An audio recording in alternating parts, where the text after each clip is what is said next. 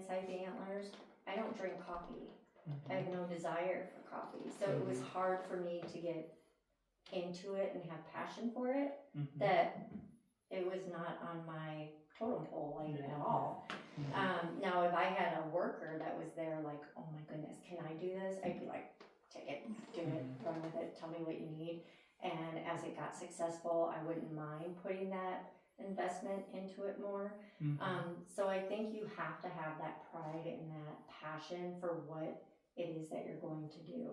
Because if you don't have it, you don't have that excitement. You can't make people excited about it for you or about it. So it's like, I think you have to find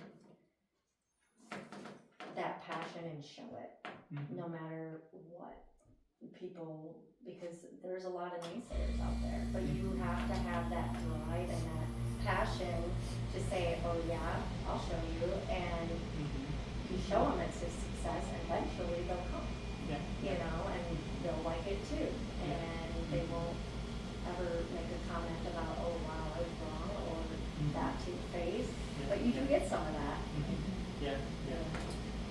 So, years ago, when I first met you, Newcastle was part of the state Main Street program. I know you went on a couple of national Main Street trips, understood the four elements of it. Why do you think the Main Street program wasn't successful in Newcastle? There wasn't buy-in. You didn't have buy-in from the people that could help you do it. And I think that was hard, you know, because as we talked about earlier, you had all the people who were like, oh, that's a good idea, but who's going to do it? Right. You know, they took it as it was going to be a city project, not a we project, not a community project. And so you would have your people who were trying, but then you would have too many that didn't want to be a part of it or help or bring it to fruition. Because the Main Street program was great. I mean, it was neat to go out there and see these communities that were smaller than ours, like, flourish. You know, it was like, how come we're not like this? How come we're not getting this? And I think, once again, it goes back to the pride of the people who own the businesses, because they did not have that passion to fight through the depression of their town, you know, dying. They wouldn't be where they're at today. So it's, you know, I believe that, you know, you have to have that faith, you have to have that passion, you have to have that drive, and you have to have that I'm going to do this attitude. No one's going to stop me, and I don't see that here. I see a lot of, oh, I think I'm moving on. And I don't, in a small town, everybody knows everybody, or at least you look familiar to everybody. And I don't know, I guess I'm a very personable person. Like, I love people, I love talking to people, I love to get to know who they are, what hurdles they have, you know, what mountain they're climbing, and I think you learn a lot from them.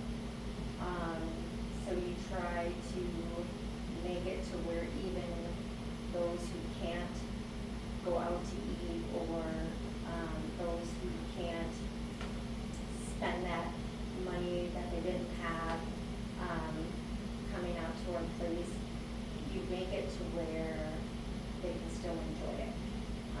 So we have little tokens for free pizza and free ice cream. And then it was like, okay, we're way out here. How can we, you know, get these kids who can't come out here still get this stuff? So then we made it available to where they could use those and come to the Antlers and get stuff. So it was more than that. When Christmas would come around and other holidays would come around at night, all of a sudden, you know, the Antlers would shut down at 2, and people weren't open before. Well, she had it in such a way where in the evening, come in with their kids, and there was Santa Claus, and they were handing out little gifts and stuff like that at Christmas. I mean, she was investing in the community, and I always thought that was very special. Well, I look at it as I can't have a successful business within the community. Sure. So if I can't invest back into the community in some way or another, then I shouldn't do business.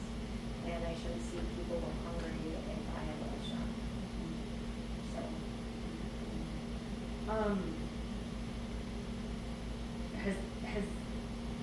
Since you've moved here, has that passion changed at all? Do you see any, for business owners, they're just not interested in upgrading the community? I think some of them are stuck in a different era, and they don't want to change or upgrade to where society is at. We have a really interesting store on Main Street. I'm sure you guys walked by it. Very 80s, 90s kind of look in the windows. And when you go in there, she's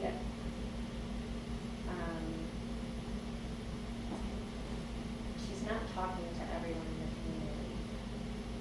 You can't survive off of just wedding dresses. And then she brought in the Western stuff. But a lot of the people that are moving to this area aren't ranchers. They don't utilize what she offers in her store. And she'll ask for advice all the time. We try to help her, and there's